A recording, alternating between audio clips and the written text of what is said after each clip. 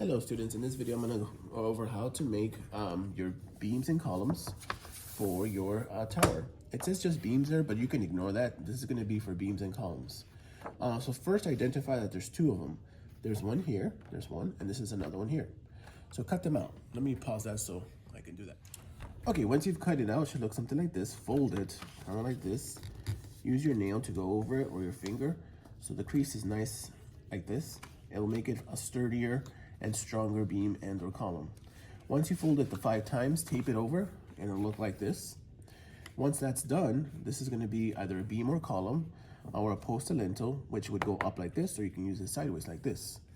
So once you have a few of these, you can start putting it down on your cardstock. If you got foam board or you brought cardboard, you can use that as well, as long as you get it approved. Now, let's say you want to put it down on the foam board or cardboard or whatever you're using. Cut right here, up to this first line here. Once you cut it, it can open up kind of like this. Then, let me get this paper. Imagine that this is your cardstock you're using, or your foam board, or whatever surface you're using. Go ahead and tape it down like this. I highly suggest you use a ruler. So when you put down your next piece, let's say it's going to go here, mark it. If not, it's going to be crooked, and your building will be crooked, and the higher it goes, the more crooked it will be. So either measure it out and then tape it down, or measure as you tape. It's up to you. And don't forget to measure as you build up too, so you don't build way too high or not high enough.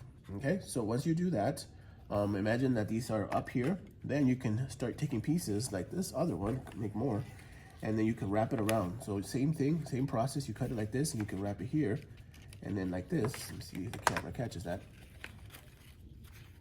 Right there. And then you can tape it all down, and then of course do the same with that side, and then you can tape it here, and then you will attach it. Just make sure you measure as you make and double check before you cut. You could try to use these as trusses too, or other kinds of supports, but these are not meant for trusses. Oh, where are they? These here. And very similar process as to the one I just went over, except this one has 4. So 1, 2, 3, 4.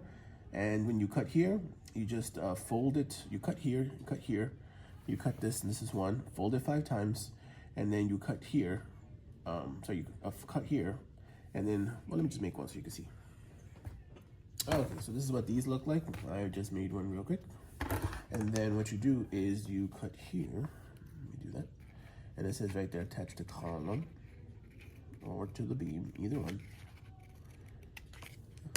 And columns are known as posts and lintels too, columns and beams.